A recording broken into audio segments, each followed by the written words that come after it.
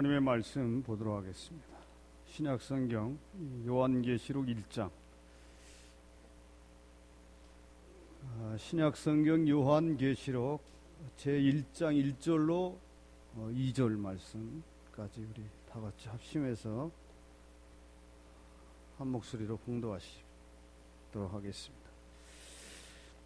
시작. 예수 그리스도의 계시라. 이는 하나님이 그에게 주사 반드시 속히 일어날 일들을 그 종들에게 보이시려고 그의 천사를 그의 종 요한에게 보내어 알게 하신 것이라. 요한은 하나님의 말씀과 예수 그리스도의 증거 곧 자기가 본 것을 다 증언하였느니라. 아멘. 기도하십시다.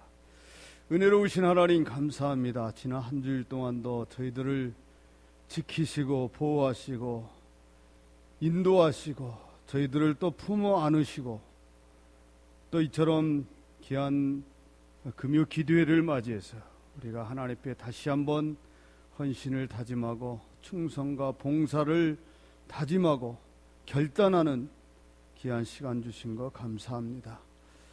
모쪼록 우리 모든 성도님 오늘 이 시간도 어떤 마음과 생각을 가지고 한 주간을 보내고 또 이곳에 왔는지 우리는 알 수가 없습니다.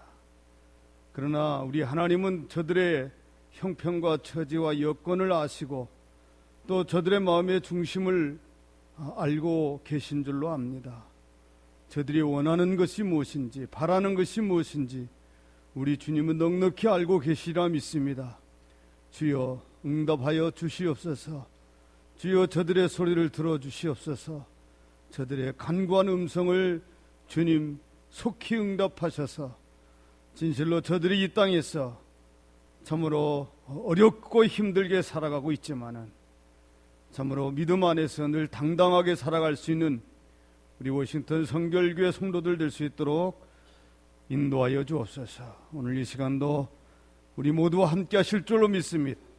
또 마음은 있지만 여건과 형편과 사정이 여의치 못해서 이 자리에 함께하지 못한 사랑하는 우리 형제들이 있사오니 주여 저들에게도 우리와 동일한 은혜를 허락하여 주옵소서.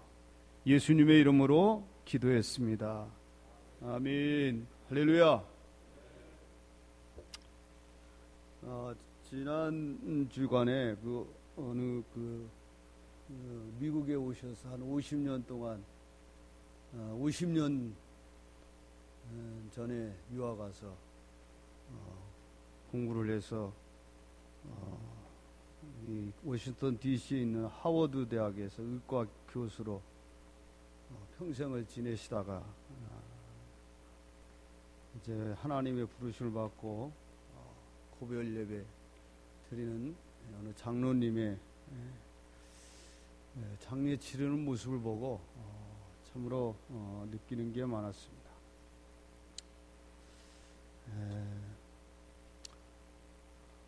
그분은 이제 5남매를 두셨는데 딸 넷에 아들 하나, 다들 의사와 변호사로 양육을 하셨어요. 그리고 사위들도 다 의사들이고 또 변호사를 둔 딸도 사위가 변호사고, 그리고 이분이 무엇보다도 마음에 와 닿는 것은 한 교회를 세워서 번듯한 교회로, 여러분 잘 아시겠지만 이 지역에 있는 아주 잘 지어진 교회 중에 하나가 이 장로님이 그렇게 힘을 써서 교회를 건실하게 지으시고, 더 나아가 워싱턴 한인 봉사센터 거기서도 이사장도 하시고, 그래서 모든 식구들이 참 평안하게 장례를 치르는 모습을 보고 느끼는 바가 많았습니다. 저는 우리 인생은 언젠가 다들 한 평도 안 되는 땅속으로 들어가게 되어 있습니다. 사람들은 다 죽는단 말입니다. 성경 말씀에서도 사람은 한 번 태어나면 죽는 것이 정한 이치라 그렇게 말씀하고 계십니다. 그래서 저를 비롯해서 많은 사람들이 마지막이라는 그 단어를 별로 좋아하지 않으세요. 어느 그 글을 쓰시는 분의 글을 읽어보니까 당신도 그랬다는 거예요. 처음, 첫이라는 글자를 좋아했지 마지막이라고 하는 글자를 별로 좋아하지 않았다는 거예요. 나이가 이제 70이 넘어서 이제는 마지막이라고 하는 단어가 왠지 다가오는, 마음에 다가오는 그런 나이가 되었다라는 겁니다. 그래서 자기도 이제는 마지막을 준비할 시기가 되었다. 그래서 그분의 글에 유서를 미리 써놓는 것도 좋겠다 해서 이제 자기 그 살아온 그 생활이며 경력에 대해서 이렇게 글을 쓴 것을 읽어본 적이 있습니다. 우리 그 한국의 그 소주 광고에 그 처음처럼이라는 소주 병이 있습니다. 이게 오늘 제가 인터넷으로 봤더니 그게 그 진로 소주. 군대에 있을 때 참 많이도 찾았던 소주였습니다. 추운 겨울에는 그 소주병을 돌리면서 보초도 쓰기도 하고, 그래서 어느 그 초병은 술에 취해가지고 교대 시간이 되었지만 교대 시간을 모르고 그냥 초소 안에 쭈그리고 자다가 그 주권 사관한테 걸려서 그 다음 날 아침에 열차라도 받고. 근데 그 진로 소주가 이름이 처음처럼이라는 그 소주 이름으로 바뀌었더라고요. 왜 그러면 저 진로 소주 이름을 처음처럼이라고 지었을까? 그래서 전 나름대로 생각해 보는데, 처음이라고 하는 것은 시작과, 우리 기독교는 처음과 시작이 있는데, 아니 처음과 마지막이 있는데, 이 처음이라고 하는 그 시간은 천지 창조 때부터 시간이 형성이 되어 있습니다. 그래서 그 어떤 천지 창조의 의미를 부여하기보다는 글쎄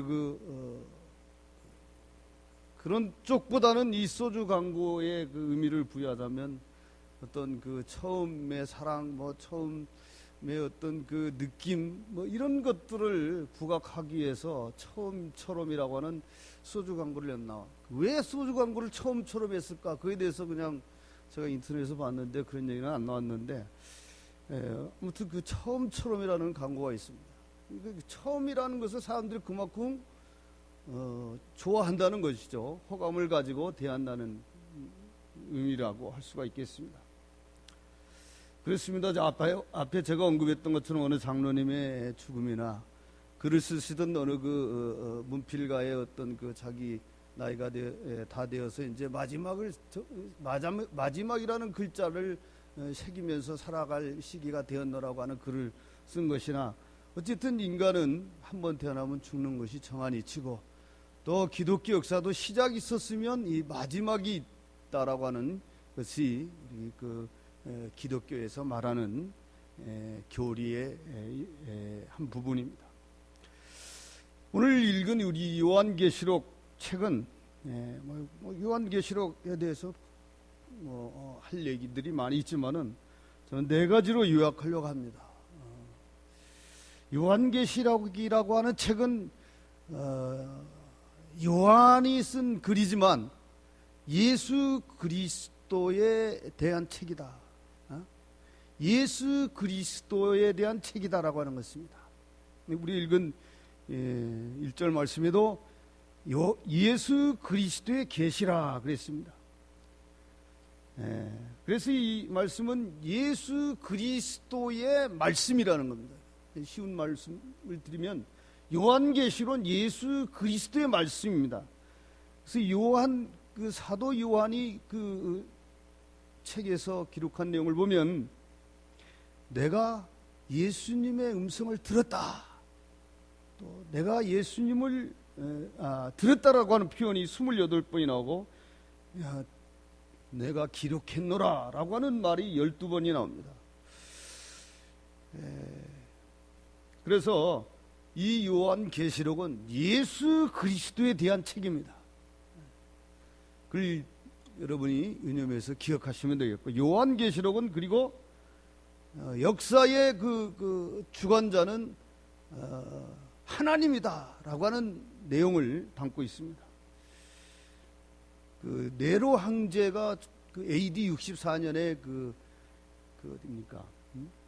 그 노마 시내를 그 불을 태우면서 기독교도들을 불이 타는 곳은 불이 타지 않는 곳은, 기독교인들이 사는 곳은 이상스럽게 불이 타지 않더라는 거예요. 그래서 이 노마 시내를 불을 지른 사람은 기독교인들이 노마 시내에 불을 질렀다 해서, 그때 당시 노마 교황인 네로 황제가 기독교인들을 무참히 잡아 죽이지 않습니까?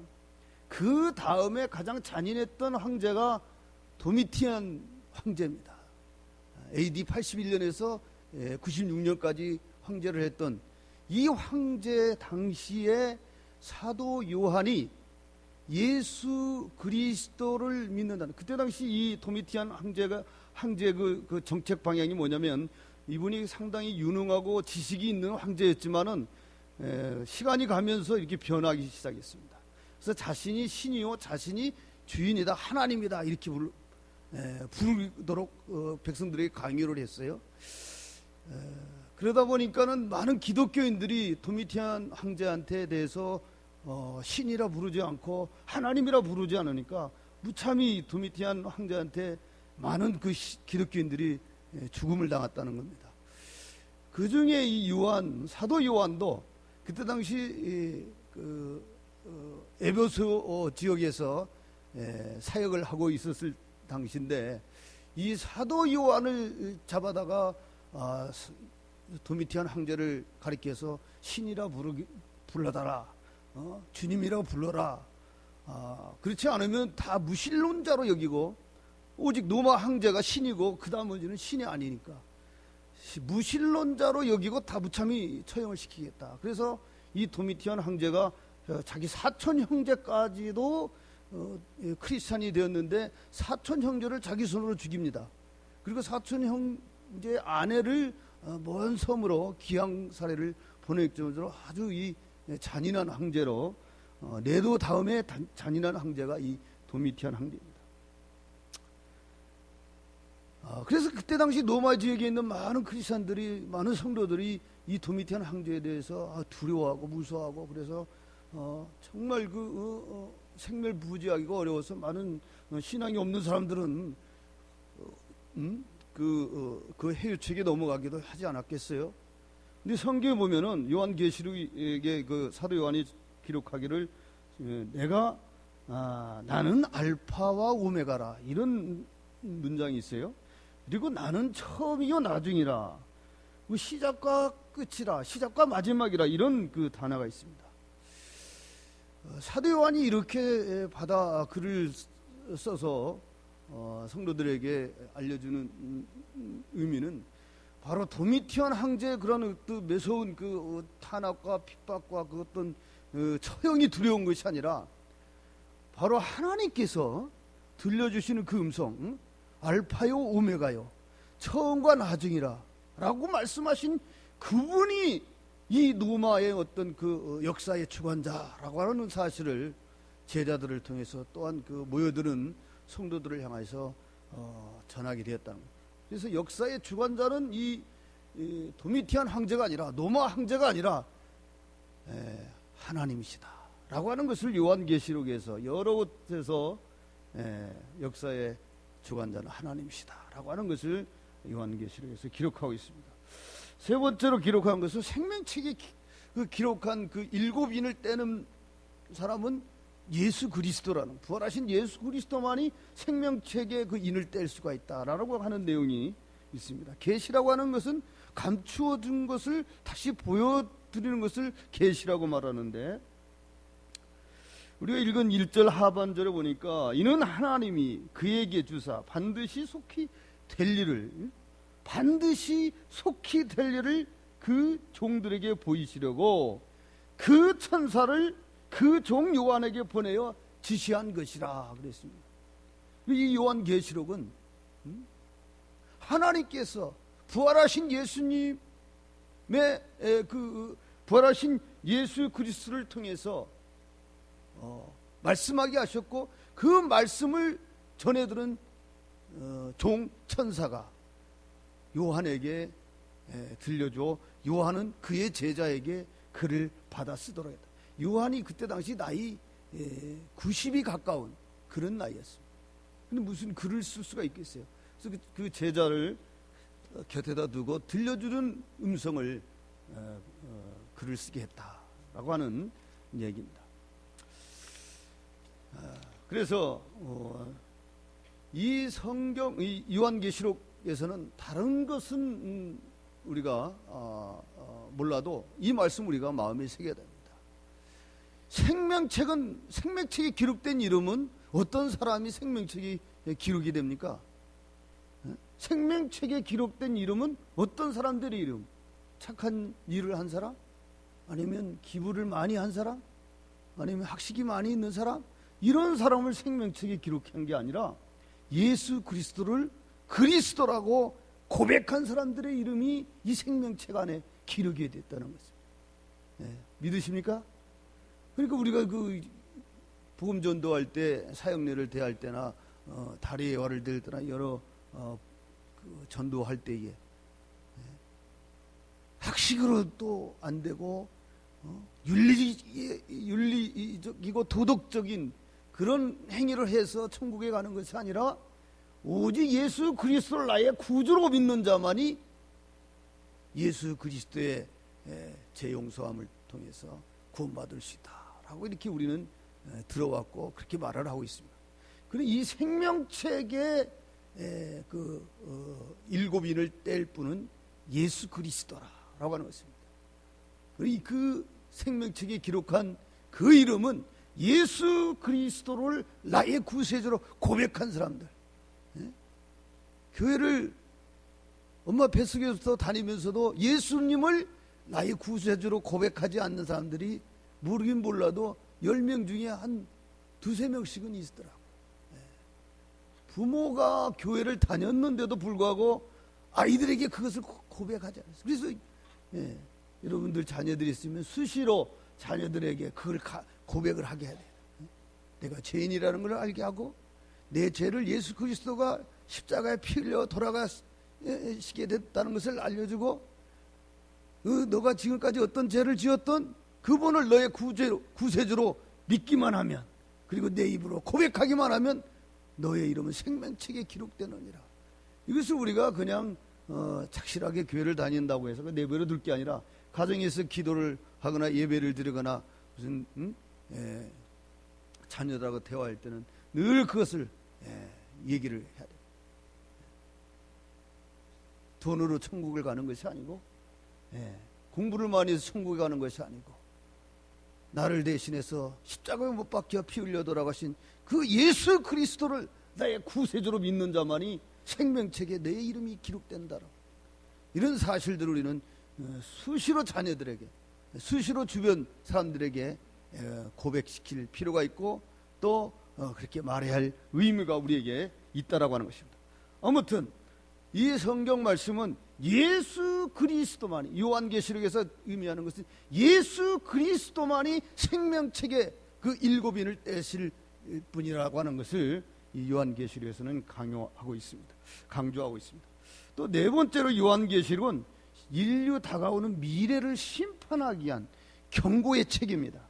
요한계시록 한 22장인데요. 1시간이면 읽습니다. 빨리 속도로 읽으면 여러분의 신앙이 나태해지고 또 믿음이 흐트러지고 하면은 여러분이 잠깐 시간을 내서 1시간 정도 빠른 속도로 읽으면 1시간 정도는 요한계시록을 다 읽을 수가 있어요. 신기하고 재밌습니다. 요한계시록은 특별히 다가오는 인류에 대한 심판, 미래의 이 말 하나님의 경고의 책으로 예수님께서는 사도 요한에게 들려주셨습니다. 요한계시라고 하는 것은 이 인류 미래에 대한 그 심판, 이것이 또 우리에게 또 다른 우리에게 새로운 그 큰 목적이라 할 수가 있는데, 오늘날 우리가 세상에서 일어나는 그 수많은 재앙들이 있습니다. 전쟁도 일어나고 지진도 일어나고 화산 폭발도 일어나고 홍수도 일어나고. 근데 이런 그 재앙들이 왜 일어날까? 하나님께서 이 천지 창조하실 때 이 모든 세상을 이렇게 아름답게 지어놓으시고 왜 이곳에 재앙을 내리실까? 왜 이곳에 많은 그 진노하심과 또 수많은 무고한 생명들이 죽임을 당하는 그런 전쟁이 일어날 것인가? 그래서 왜 이 땅에 재앙이 사라지지 않고 있는가? 이에 대해서 우리는 궁금해할 필요가 있습니다. 그것은 바로 다른 게 아니고 인간의 죄 때문이라는 것이죠. 인간이 하도 많은 죄를 짓기 때문에 이 살아있을 때 지옥을 체험하게 하는 것입니다. 이 땅에서 일어나는 모든 재앙들은 인간이 지은 죄 때문에 일어나는 재앙이라고 하는 것입니다. 이런 하나님의 어떤 그 계시와 하나님의 어떤 섭리로 우리를 믿는 사람들은 받아들여야 돼요. 믿음이 없는 사람들은 인간이 실수도 하고 인간이 잘못 계획했거나 잘못 계산했거나 인간이 실수를 했거나 아니 인간이 부족해서 인간이 제대로 지켜야 할 것을 지키지 않아서 이런 그 재앙이 일어났다 라고 이렇게 얘기를 할지라도 우리 믿는 사람들의 이번 이 세상의 모든 일어나는 일들이 하나님의 섭리와 계획 아니고서는 날아다니는 참새 한 마리도 땅에 떨어지지 않는다 그랬어요. 그러니까 이 땅의 모든 일어나는 인류의 그 재앙은 하나님의 계획 속에 있다는 거예요. 왜? 살아있을 때 지옥을 경험하게 하는 거예요. 살아있을 때 지옥을 경험하게, 그리고 살아있을 때에 그런 지옥을 경험하게 해서 하나님 품으로 돌아오게 하는 겁니다. 믿음이 없는 사람은 믿음으로 다시 돌아오게 합니다. 제가 일주일 전에 어느 DC에서 크게 장사하는 분을 만났어요. 제가 지난번에 얘기했죠. 손이 남자 손이라고. 손만 보면 남자 손이야. 팔을 보면 남자 팔에 막 힘줄이 막 나고. 이 뒷 몸매는 보면 처녀 몸매예요. 근데 나이는 50대 중반이야. 근데 그분을 또 만났는데 그분이 저한테 그런 자랑하더라고요. 제가요, 애들 다 장가 보내면요, 다 정리해서요 한국에 가서 살래요. 한국에 가서 편하게 살래요. 그건 누구나 가질 수 있는 꿈이고 생각이니까 그게 충분히 가능하죠. 여기 우리 권사님한테 안 물어보고 우리 장로님한테 안 물어봤지만은 물어볼 이유도 없고 또 장로님의 권사님이 저한테 할 이유도 없지만 이렇게 사람들 만나보면요, 노년에는 한국 가서 살겠다는 거예요. 그래서 집도 팔고 비즈도 팔아서 그 돈 모아가지고 한국 가서 살겠다는 거예요. 그래서 그분도 그럴 수도 있겠다. 가게가 한 두세 개 되고 두세 개 되니까 비즈니스가 두세 개 되니까 그걸 정리하면 한국에서 근사한 한 5층짜리 빌딩 하나 사면 거기서 나오는 세를 받아먹고 살아도 평생 노후를 편안하게 지내겠다.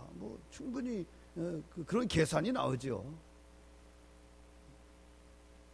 근데 일주일에 또 만났어요. 근데 그 사이에 무슨 2주일을 만났어요. 그 사이에 무슨 일이 일어났는 거, 이분이 이제 병원에 갔는데 의사가 한번 유방 암 검사를 한번 했자는 거예요. 그냥 우연찮게 병원에 들렸는데 의사가 유방암 검사 좀 하겠다. 그래서 그 조직을 떼기 위해서는 떼야 된다는 거예요. 근데 이 얘기 들어보니까는 한 24방을 이렇게 꼬맸다는 거예요. 그렇게 많이 잽니까? 한국에서는 그런 얘기를 안 들었는데, 그러면서 이분이 그래서 일주일 동안 일을 못했어요. 남편 보니까 그런 일이 있었다는 거예요. 그래서 의사가 유방암 조직 검사를 하기 위해서 쨌는데 굉장히 많이 째가지고 그 약에 취해가지고 도저히 일을 못한다고 방 안에만 있다고. 2주 후에 만났어요. 근데 그분이 얘기 뭐냐면, 제가요, 제 꿈이요, 고아원을 세우는 거예요. 네? 2주 전에는 한국 가서 노후 생활을 하겠다고 했는데 2주 후에 이제 한번 겁을 먹은 것 같아요. 자기 몸이 어떻게 태어나는데 결과는 이제 뭐 전혀 괜찮다는 조직 검사 결과가 나왔지만은 엊그제 만났으니까 내가요 이 모든 재산을 정리해서요 동남아시아에 가서 고아들을 세워서 고아원을 세울 거예요. 그러시라고. 그러면서 저는 그분이 교회 다니는 줄은 몰랐는데 뭐 하나님한테 그렇게 기도를 했다나요 어쨌다나요 그러면서 그러셔야죠. 갔어요. 그렇습니다. 비즈니스가 잘 되셔야죠. 그래서 그 동남아시아 가가지고 고아원도 하시고 병원도 하시고 또 아이들 또 가르칠 수 있는 교회도 세우시고 학교도 세우셔야죠. 그랬더니 막 좋아가지고 저도 기도해드리겠습니다 했더니 좋아가지고 막 그러시더라고요. 사람이 이렇게 변하더라는 거예요. 2주 전에는 내가 이 돈을 이 재산을 모아서 한국 가서 편하게 노후 생활을 해야 되겠다 했는데 2주 후에 만났더니 이분이 내가 가지고 있는 재산 이거 나를 위해서 쓸 게 아니라 나보다도 어려운 저 제3세계 동남아시아에 가서 그 어려운 그 고아들을 위해서 가난한 자들을 위해서 남은 인생을 살아야 되겠다. 참 무슨 얘기를 하려고 하냐면 이처럼 많은 사람들이 지금까지 우리가 미국에서 살아오면서 다들 호의호식 잘 먹고 잘 살고 또 남 보란 듯이 자녀 잘 키우고 이거 아니겠습니까? 근데 이렇게 한번 어려운 일을 겪고 난 후에 사람들이 생각이 달라지더라는 거예요. 어쩌면 이분이 이제 병상에 누워있을 때는 내가 이걸로 이렇게 마취해서 깨어나지 못할 수도 있구나라는 생각을 안 해봤겠느냐고요. 아니면 또 조직검사 결과 의사가 하도 강요해서 하니까 정말 이 무슨 초기 증세에 어떤 그런 징조가 있어서 이거 아들 장가도 못 보내고 이대로 가는 거 아닌가? 그거 아니겠는가?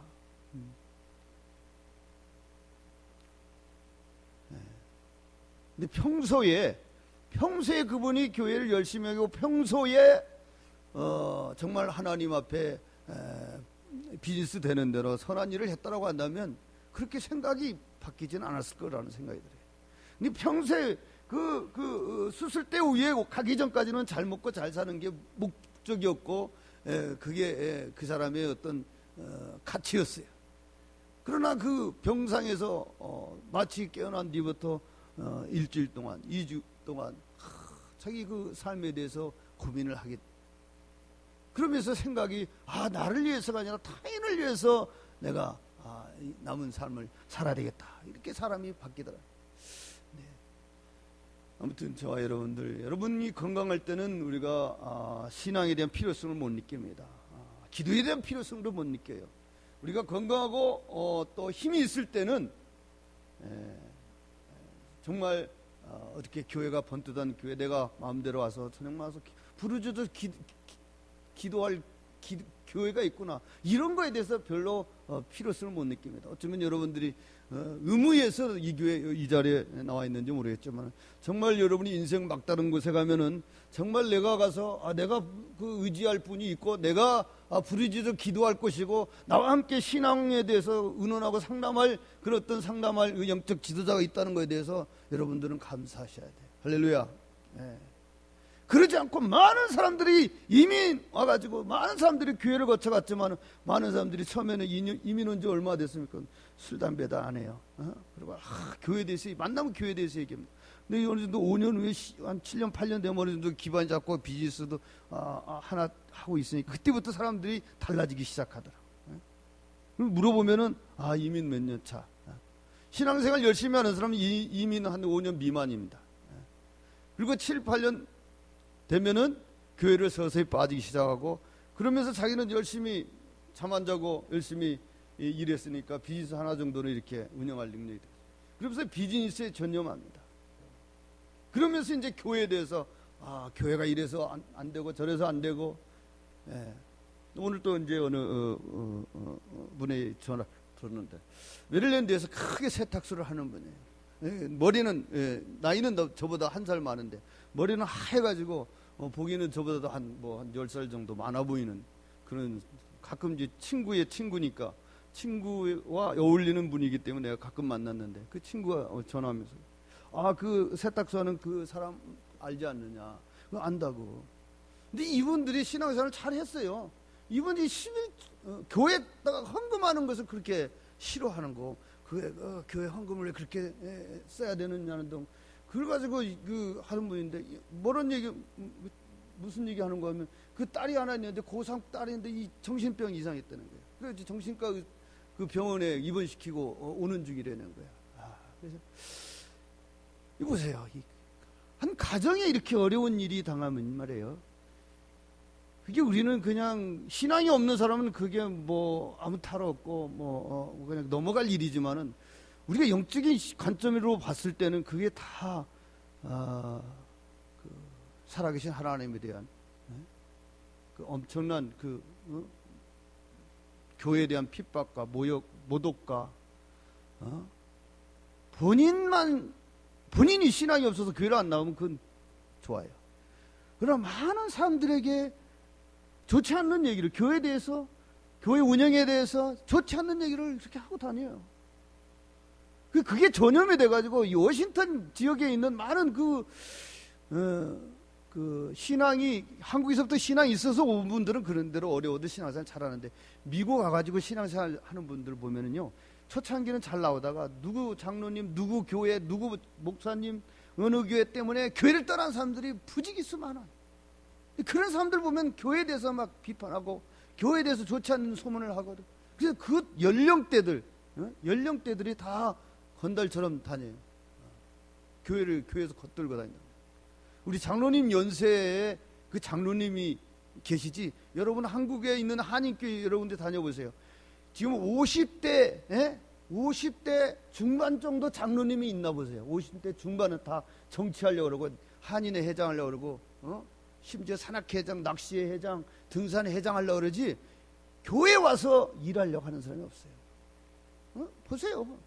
60대 후반들은 교회를 위해서 일해요. 왜? 그런 분들은 한국에서 그 뜨거운 신앙을 체험해왔기 때문에 미국에 와서도 교회를 하나 세우고 교회를 키우는 것이 사명으로 알고 평생 하나님의 뜻으로 알고 교회를 봉사하는데 50대 중반, 50대 그 베이비붐 세대 사람들이 없어요. 교회 일하는 분들이 없어요. 다 정치에 나서 있지. 그게 어디에 영향이 있느냐? 그렇단 말입니다. 그냥 미국은 왔지만은 교회에 와서 이렇게 저렇게 좋지 않는 것을 시험 들어서 그러다 보니까 그런 죄 때문에 그 가정이 어렵고 자녀들이 어떻게 고3 학생이 정신 이상이 될 수가 있어요, 딸이. 미국에 와가지고 자녀들이 그렇게 정신 이상 되면 얼마나 가슴이 아프겠어요. 아까 우리 전 목사님 가족을 위해서 기도. 교회가 교회는 공동체예요. 가족을 위해서 우리는 기도 많이 해야 돼요. 선교사를 위해서 기도하는 거 좋아요. 근데 가족을 위해서 기도해야 돼요. 그룹을 위해서 기도해야 돼요. 정말 가족을 위해서 기도를 많이 하셔야 돼요. 제가 늘 말씀드리죠. 남편은 부인을 불쌍히 여기고 부인은 남편을 불쌍히 여기고 미국의 이민 생활은 불쌍히 여기는 삶이 되지 않으면 가정이 온전해질 수가 없어요. 그게 그냥 불쌍히 여긴다는 마음을 갖는다 해서 불쌍히 여겨집니까? 성령의 은혜를 받지 않으면 불쌍한 마음이 들지도 않아요. 우리 김희만 목사님 감사교회라고 하셨는데 감사 그냥 오늘 시니어 센터의 신문을 보니까 무슨 감사하는 삶을 잊고 그 시니어 센터에서 교장이고 그런 얘기를. 감사라는 것이 그냥 됩니까? 말로 됩니까? 인사치레 감사 그게 되지만 제가 말하는 감사는, 제가 말하는 불쌍히 여김은 성령의 은혜. 정말 그 가슴 속에서 진정으로 우러나오는, 우리 옆에 가정이 어려우면 정말 내일과 같이 발벗고 나서는 것이 교회가 되지 않으면 한인교회 사람 없어요. 교회 개척 안 됩니다. 신학교 문 닫아야 돼.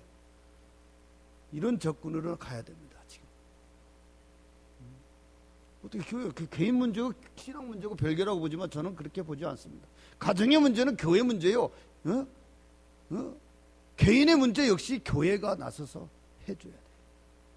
이것이 되지 않으면 그런 생각으로 우리가 접근을 해야 됩니다. 인사치레 그냥 아는 그 정도가 아니라 정말 사랑하는 마음으로 예수님의 마음을 가지고 접근해야 교회가 명맥이 유지가 되고 교회가 부흥이 되지. 우리가 인사치레로 기도도 그렇게 하지 마세요. 인사치레로 기도하지 마시고, 인사치레로 예배드리지 마시고, 인사치레로 찬양하지 마시고, 온 마음과 온 정성을 다해 찬양의 가사죠. 사랑하는 우리 성도 여러분, 이 말씀 다가오는 이 여러분의 미래에 대해서 여러분 어떤 설계를 하고 계십니까? 어떤 계획을 가지고 계십니까? 우리 교회에서는 우리가 하나님의 음성 듣는 훈련을 해야 됩니다. 제가 요한계시록 사도 요한이 목사님 갔다 오셨어요? 반모섬에? 안 갔어요? 요즘 신학교에서 다 가잖아요. 돈 없어서 못 갔어요? 그건 빚을 내서라도 가야지.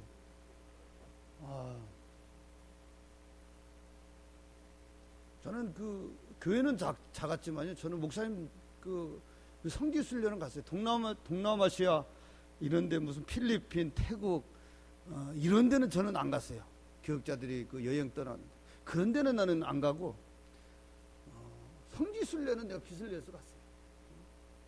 그래서 제가 그 사도 요한이 머물러서 기도했던 그 반모섬에도 갔다 왔습니다. 저는 그 여러 목사님, 우리는 이 워싱턴 지역은 그런 게 없는데 한국 그 서울 그 제가 있었던 지방에는 한 달에 한 번씩 교육자 회가 있어요. 첫째 주에 교육자 회가 있어서 목사님들이 다 밥 먹고 섬기는 교회에서 예배를 드리고 식사를 예배 드리고 식사하고 또 가는 데가 있어요. 그게 뭐냐면 이제 사우나 타임입니다. 사우나. 근데 제가 있었던 지방에 서울 중앙 지방이니까 목사님들 한 70명 되죠. 장로님들까지 한 300명 됩니다. 그렇게 300명씩 가지는 않지만 보통 그 사우나에 가면은 장로님들은 안 가시고 목사님들은 한 3, 40명씩은 갑니다. 근데 이 목사님들 이 발에 공이라고 그랬지, 공이. 뭐라 그래? 갱이라고 그래요? 공이라고 그래요? 굳은 쌀.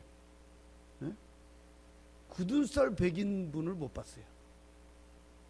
근데 제가 아는 그 목사님은 장로교 목사님이신데 여기에 이 무릎하고 진짜 낙타의 무릎처럼 여기하고 이렇게 무릎 꿇고 평생 그 바닥에서 이런 뭐 방석을 깔고 기도한 것도 아니고 그냥 마루, 옛날 분들은 다 교회가 마루였지 않습니까? 그 목사님은 이 무릎하고 여기 이 복숭아뼈 옆에 하고 이렇게 굳은 쌀이 이렇게 탁탁.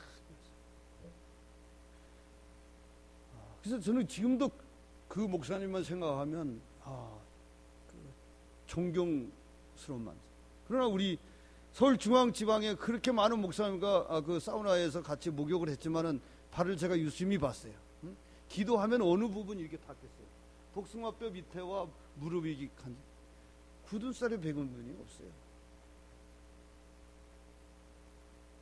근데 이 사도 요한이 기도할 때 바위에다 머리를 대고 기도하기 때문에 그 사도 요한의 그 성화에는 늘 이마에 굳은 쌀이 이렇게 성화를 보시면서 이마에 굳은 쌀이 그려져 있는 인물이 보이면 그분이 바로 사도 요한이라고 보시면 됩니다.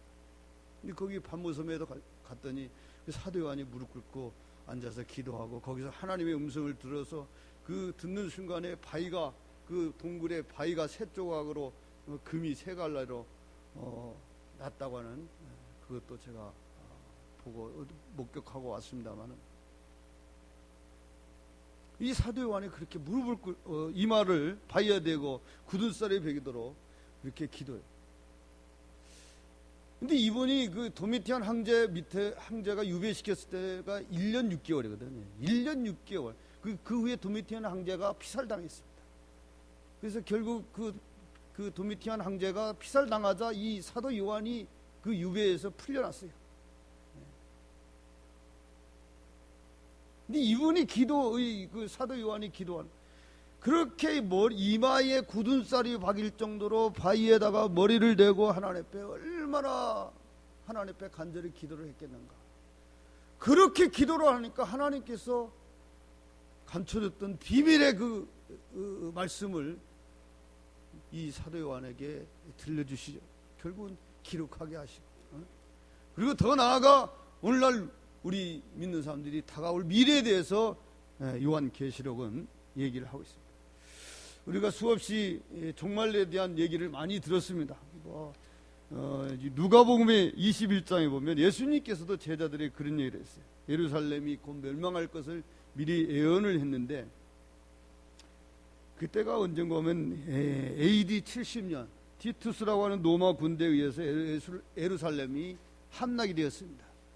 그래서 그때 당시 많은 그 예루살렘 사람들이 로마 군인들한테 무참하게 살해를 당하고 또 끌려가서 죽임을 당했습니다.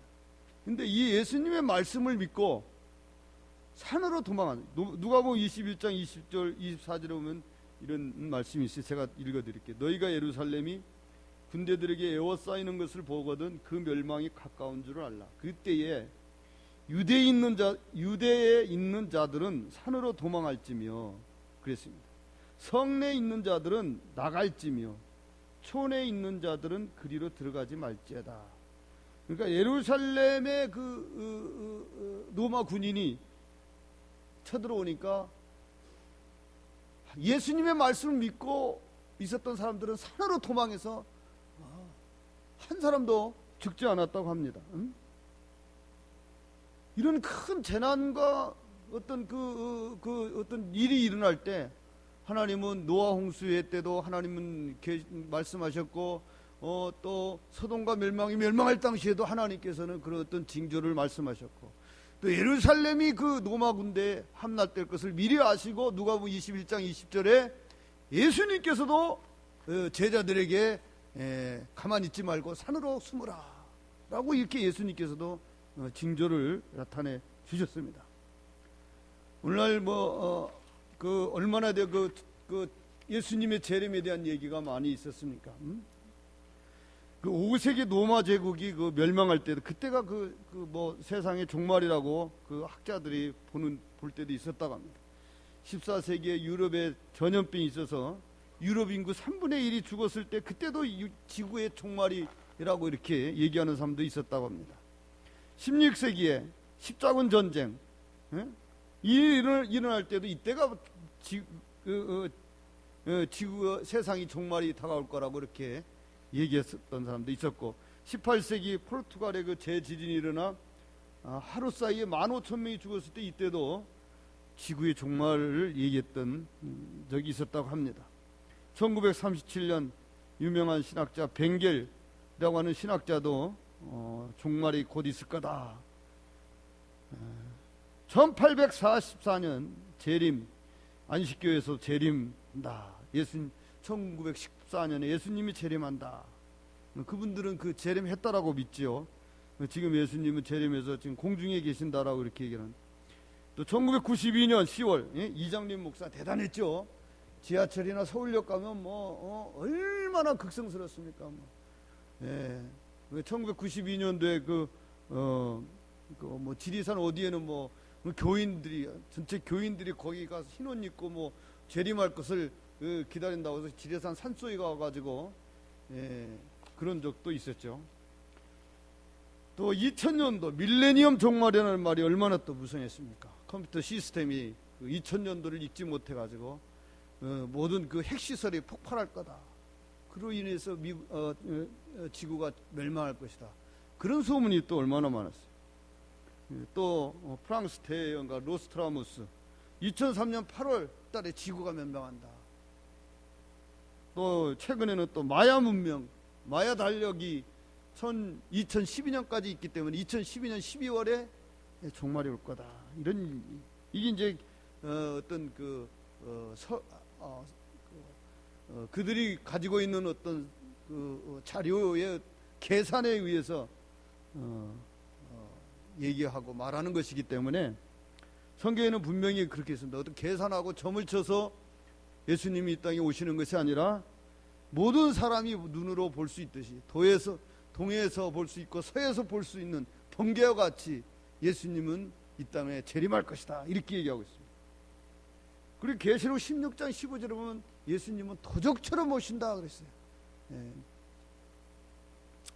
오늘날 2000년 전에는 그래도 지구가 어떻게 되나 막 이런 종말에 대해서 우리가 염려하고 근심했지만은 2000년이 딱 지나니까 이제 뭐 어떤 시작에 뭐가 잘 이루어질 것 같은, 뭔가 잘 될 것 같은 이런 어떤 기대에 부풀어서 종말에 대한 생각, 또 심판에 대한 생각을 까마득히 잊어버리고 신앙생활을 게을리하거나 믿음 생활을 함부로 하는 그런 사람들이 없잖아 있다라고 하는 것입니다.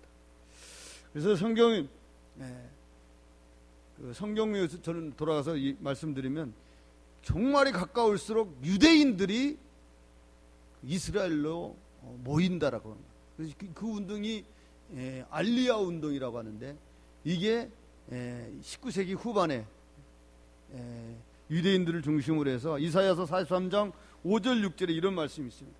두려워 말라 내가 너와 함께하여 내 자손을 동방에서 오게 하며 서방에서부터 너를 모을 것이며 내가 북방에서 이르기를 놓으라 남방에서 이르기를 구려하지 말라 내 아들들은 원방에서 이끌어내며 내 딸들을 땅끝에서 오게 하라. 이 말씀대로 이스라엘 민족들이 다 지금 이스라엘로 기환하는 그런 운동이 일어나고 있습니다. 그게 지금 실천되어 가고 있어요. 동방, 중국, 인도, 이라크 이런 데에 흩어져 있던 유대인들이 이스라엘로 오고 있어요. 또 북방, 소련에 있던 수많은 유대인들이 이스라엘 자기 나라로 찾아오고 있습니다. 서방, 유럽에 있었던 독일에 얼마나 많은 유대인들이 폴란드, 체코 이런 유대인들이 이스라엘로 기환하고 있어요.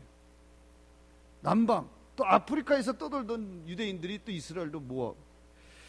그래서 사도 바울은 로마서 12장 26절에 보니까 그리하여 온 이스라엘이 구원을 얻으리라 경건치 않은 것을 돌이키시겠고 하면서 이스라엘 민족이 세계 각지에 떠돌던 유대인들이 자기 본국으로 지금 속속히 기환하고 있다는 겁니다. 오순절 운동의 창시자라고 그리고 이 알리야 운동의 핵심 멤버인 찰스 파람이라고 하는 사람이 1901년도에 그 사람입니다. 1901년 오순절 운동은 이 찰스 파람이 시조입니다. 이 사람이 방언하기 시작했고 은사운동을 하기 시작했고 이분이 무슨 얘기를 했는가 하면 가장 이스라엘로 돌아오기를 꺼려하는 사람들이 미국 사람이라는 거예요. 미국에 사는 유대인들. 왜? 미국에서 갖은 호의호식을 누리고 갖은 돈을 엄청난 돈을 가지고 있는 족속들이 이 유대인들이라는 거예요. 그래서 그 돈 때문에 미국에서 떠나기를 싫어하고 있다는 거예요. 그래서 그 찰스 파람은 그렇게 예언을 했습니다. 마지막 때에 미국은 하나님보다 진노를 받게 되고 그랬습니다. 찰스 파람이 마지막 때에 미국이 하나님의 진노를 받게 된다. 왜? 유대인들이 하나님을 섬기는 것보다 이 돈을 섬기기 때문에, 하나님보다 부를 더 선호하기 때문에 하나님이 진노하신. 그래서 미국을 칠 거라는 거예요. 그게 이제 핵 공격이 이 미국 땅에서 일어날 거라는 겁니다. 그래서 이 찰스 파람이 미국을 떠나라. 유대인들은 미국을 떠나야 된다. 그러면서 그 이스라엘 기환 운동이 성공적으로 이루어지고 있습니다. 이 말은 뭐냐면 이 종말이 멀지 않았다라고 하는 것입니다. 주님은 이 땅에 오실 날이 얼마 남지 않았다라고 하는 것입니다. 그래서 이 세례 요한은 그래서 도끼가 이미 나무 뿌리에 놓여 있다라고 이렇게 표현을 했는데, 저 여러분들 믿음 생활을 그냥 참 이렇게 표현해서 대단히 죄송합니다만은 그냥 지금까지 해왔으니까 잘 되겠지, 지금까지 잘 해왔으니까 잘 되겠지, 이런 아니란 생각으로 이 믿음 생활을 한다면 우리가 오늘 일전에게 다시 한번 다짐을 해야 됩니다. 결단을 해야 됩니다. 주를 위해서 내가 무엇을 할 것인가. 지금까지 내가 잘 됐으니까 앞으로 잘 될 거라고 하는 긍정적인 생각도 좋지만은, 예수님이 언제 어느 때 온다고 할 때 우리는 모든 것을 포기하고 그분을 맞이할 때 부끄러움이 없는 그런 사람이 될 수가 있는가. 인류 미래에 각자 생명을 다한 이 종말이 있겠지만은, 우리가 생을 다하기 전에 예수님이 오실 때 여러분에게 나를 위해서 무엇을 했느냐라고 했을 때 여러분이 내놓을 일이 있는가. 그래서 오늘 이 저녁에 오늘 다시 한번 하나님의 음성을 들어야 됩니다. 보아야 됩니다. 사도 요한이 들었던 음성을 나도 들려주세요. 사도 요한이 보았던 그 예수님을 나도 보게 해주세요. 여러분 저 기도하시면서 예수님 보신 적 있으세요? 우리 권사님들, 장로님 예수님 보신 적 있으세요? 없으세요? 예수님 봐야 됩니다. 예수님 보지 않으면 신앙생활 재미없어요. 목사나 교회 다니는, 전도사나 교회 다니는, 그렇게 생각하기 쉽습니다. 주님과 함께하는 그런, 함께 동행하는, 그래서 하나님의 음성을 듣기도 하고 하나님의 모습도 보기도 하고 예수님의 모습을 보기도 하고, 많은 사람들이, 내가 저번에도 얘기했잖아요. 금요일날 여러분이 남들의 간증을 듣고 여러분이 써놓은 남의 간증 얘기를, 간증책만 읽을 게 아니라 여러분들이 간증하는 그런 인생을 살으셔야 된다고. 여러분이 기도 응답 받은 것들을 사람들에게 나누며 그런 삶을 살으셔야 돼요. 저도 하도 그런 얘기를 들어서 신학교 졸업하고 하나님 앞에 때를 썼어요. 금식하면서. 하나님 앞에 때를 쓰면 다 됩니다. 안 되는 게 없어요. 안 되는 게 없어요. 때를 쓰면 안 돼요. 근데 그게 하나님 뜻이 아닐지라도 하나님은 들어주시긴 해요. 그 기도를. 근데 나중에 그게 결말이 좋지 않아. 장로님 아시죠? 사람들마다 성격이 있잖아요. 다 고집이 한 고집씩 다 하잖아요. 그 고집대로 기도하면 그 고집에 맞춰서 하나님은 음성을 들려주고 기도 응답을 주십니다. 죄송합니다. 이 시간에 왜 전화가 와요? 443이면 어디예요? 광고 전화죠. 또 그래. 근데 하나님의 뜻이 아니면 그게 나중에는 후회하는 그런 일이에요. 그래서 다들 미국에 온 분들 보면 다 한 가닥씩 하신 분들, 한 고집씩 하고 한 성깔 하는 분들이고, 한 몫씩 다 하는 분들이라고. 이런 분들을 하나님은 훈련시키고 연단시키시기 위해서 풀리지 않는 일이 있으면 그게 다 하나님이 너의 성격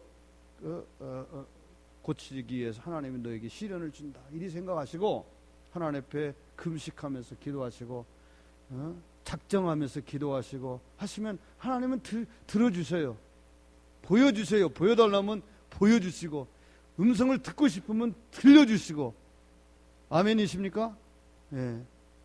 그러니까 이런 것이 있을 때 하나님을 믿으시오라고 해도 그 얘기가 되고, 나는 이렇게 신앙생활 한다 간증할 수 있고, 나는 이런 체험이 있다라고 말할 수 있고, 믿음이 없는 부인을 설득하기 위해서 남편은 그런 경험을 해야 되고, 믿음 없는 남편을 설득하기 위해서는 내가 봤어요, 내가 만났어요, 내가 그분에게 그분의 음성을 들었어요 라고 얘기를 하면은 그 부인, 그 남편의 얘기 안 들을 사람이 없습니다. 신앙생활은 그냥 액세서리가 아닙니다. 액세서리가 아니에요. 그냥 친교 모임이 아니에요. 교회가 친교 모임이 아니에요. 그러니까 교회가 친교 모임이니까 친교할 대상이 없으면 교회를 떠나는 거야. 이 교회 아니면 딴 교회 가서 친교하고. 내 후배 목사는 공을 잘 차요. 신학교 다닐 때보다 아주 공은 그렇게 공 잘 차서. 제가 군대 있을 때도 포항제철에 저 축구 선수였던 분이 있었어요. 군대 있을 때도 이제 그 포항제철에 축구 선수였던 분이 우리 부대 와가지고 이제 같은 내무반에 썼기 때문에 축구 잘하는 사람을 내가 그때 만났는데, 부대 신학교 있을 때도 후배가 축구를 잘해. 키는 작은데, 근데 이분이 부평에서 목회하죠. 목회 성공했죠. 이런 그 서클을 많이 친교 축구 잘하면 축구 잘하는 팀, 탁구 잘하면 탁구 잘하는 팀, 뜨개질하면 뜨개질 잘하는 팀, 무슨 이 팀을 잘 만나요. 팀을 잘 활용을 해가지고 작은 교회를 크게 부흥시켰던 그 목사예요. 지금 그래가지고 총회본부 다니면서 간증하고 다니고, 후배들 목사들 앞에서 이렇게 자기는 교회를 부흥시켰노라고 하면서 그 얘기하고 다니는 후배 목사가 있어요. 아무튼 우린 그런 것도 중요하지만은 그 안에 예수 그리스도가 없고, 그 안에 정말 어떤 자기 삶의 고백이 없고 체험이 없고 어떤 기도 응답이 없으면 세면가루 없이 물과 모래만 부어놓은 콘크리트 같아요. 세면을 부어놓지 않고. 그 세 가지 중에 하나가 돼야 단단한 돌멩이가 되고 집을 짓고 벽돌을 만들어 집을 짓는 거 아닙니까? 그 세 가지. 여러분이 체험이 없으면 아무리 여기서 신앙생활, 아무리 여기서 친교 모임, 아무리 여기서 여러분들이 좋은 의도를 가지고 도와주고 서로 나눠주고 남의 일을 내 일처럼 해준다 할지라도, 거기에 신앙 고백이 없고, 거기에 예수 사랑이 없고, 거기에 성령의 음성이 듣지 않으면 물과 기름 똑같이 나와요. 교회가 그래서 안 되는 거예요. 그래서 저는 신앙생활에 가장 끈끈한 것은 기도라고 봐요. 하나님의 음성을 들어야 돼요. 부부간에도 그렇습니다. 두 분이 서로 손을 잡고 기도하시고 하나님의 음성 듣기를 간구하고 소망할 때 부부 관계가 안 그래요. 외모로 보고 사는 것은 1년이고, 안 그래요? 외모 보고 사는 건 1년입니다. 1년 지나면은 그때는 이제 애들 데리고 애들 키우느라고 지금 그 유방암 조직 검사했던 것은 저놈의 영감탱이 그래요. 50, 60대 되면 이제 여자들은, 남자들은 그냥 치닥거리하기 귀찮은 거야. 평생을 남편 치닥거려야 되는데 늙어서 남편 치닥거려. 그런 게 점점 빨라질 거라는 거예요. 지금은 60대 되면 저놈의 영감탱이 하지만 여러분들이 좀 그 시간이 지나면 40대 때부터 아이고 저 연수 그러면서 이제 이혼 도장 찍어 말아 막 이런 생각을 하게 되고, 그 연세가 그 나이가 더 줄어들어서 나이 30이 되면 너 아니면 남자 없고 너 아니면 여자 없냐 갈라서자 막 이렇게 되는. 이게 이제 교회 안에서도 된다고. 교회 안에서도, 교회 믿는 사람들이 목사 장로님들이 그런 짓을 하고 다니는데 성도들이 뭘 보고 그 교육받습니까? 그러니까 성령 하나님 두려운 줄 모르고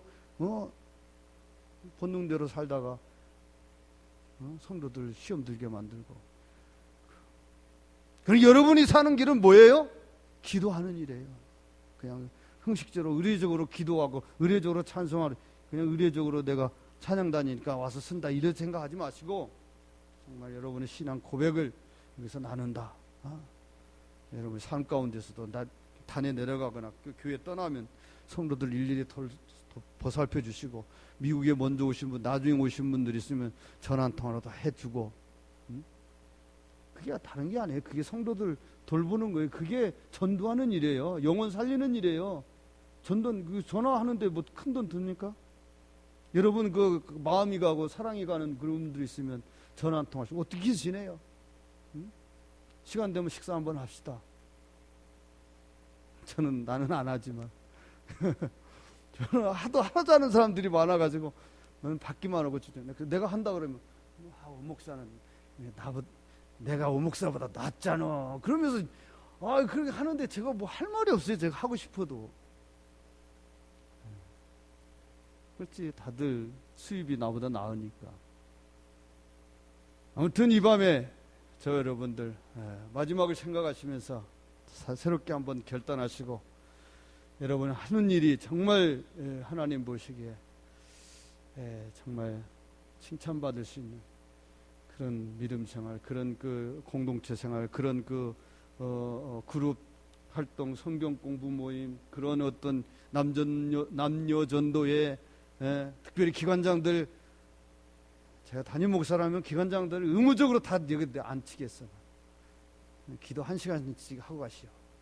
기관장들, 회장들, 그 임원들은 기도해야 돼요. 안 하면 그 기관 살아나질 않아. 제가 살아나질 않아. 자기를 쳐서 제약의 쓴뿌리를 쳐서 복종시키지 않으면 그룹원들이 리더로 인정하질 않아. 따라가질 않아. 그냥 말로는 따라오지만 안 따라와요. 아무튼 오늘 이 시간 여러분 저와 여러분의 그 쓴뿌리를 자아를 깨부시는 시간이야. 철야 시간은. 그래서 잠깐 동안 깰 것이 없어서 잠깐은 한 방에 깨고 돌아가신 분도 있지만은 정 나를 괴롭히는 것들이 많다고 한다면 30분도 좋고 1시간도 좋으니까 엎드려서 기도하시면 이 교회가 살고 여러분이 살고 여러분의 가족이 살고 그룹이 살고 기관이 살고 남녀 여전도에 살고 우리 워싱턴 한인교회가 살고 이 지역이 살고 할렐루야. 우리 이 말씀을 생각하시면서 우리 한번 통성으로 기도합시다. 사도 요한의 심정을 봤어요. 저는 그래서 제가 다들 무릎 꿇고 의자야 무릎 꿇고 앉으세요 이리 할 것 같은데 제가 그건 강요 못하겠어요. 아니면 땅바닥에 앉으세요. 땅바닥에 앉아 은혜를 사모 간절히 사모하는 사람은 땅바닥에 앉아서 기도해요. 얼마나 많은데 여러분들이 그걸 기도원에서 경험 안 해보고 체험 안 해봐서 그렇지. 땅바닥에 앉아서 기도하는 게 더 간절해요. 무릎 꿇고 기도하는 것이 더 간절해요. 하나님이 우리 아시지. 무릎 꿇고 기도하나 안 꿇기도 내 중심을 보시는. 그러나 간절한 기도는 무릎 꿇고 기도. 간절한 기도는 금식하면서 기도. 간절한 기도는 작정하면서 하는 기도가 간절하게 나오더라고요. 오늘 사도 요한의 심정 한모섬에 유배되어서 정말 그 계시 동굴 바위 속 동굴 밑에서 2평도 안 되는 그 동굴에서 1년 6개월 동안 사도 요한이 간절히 기도했더니 하늘에서 바위가 갈라지고 하늘에서 들려지는 나팔 소리가 들려는 놀라운 신비한 체험을, 그래서 하나님의 음성을 듣고 요한계시록을 기록했던 일들이 저와 여러분에게도 임할 수 있도록 주여 나에게도 간증하게 하옵소서. 주여 나에게도 간증 서적을 낼 수 있도록 놀라운 일들이 내 주변에서 일어날 수 있도록 주여 나에게 은사를 주세요. 길을 열어주세요. 눈을 열어주세요. 하나님, 답답한 나의 마음을 깨부숴주세요. 안악하고 제약의 바위덩어리를 성령의 불방망이로 깨뜨려 부술 수 있는 이 기도 시간이 되어야 됩니다. 다 같이 기도하십시다. 주여, 세 번 부릅시다. 주여.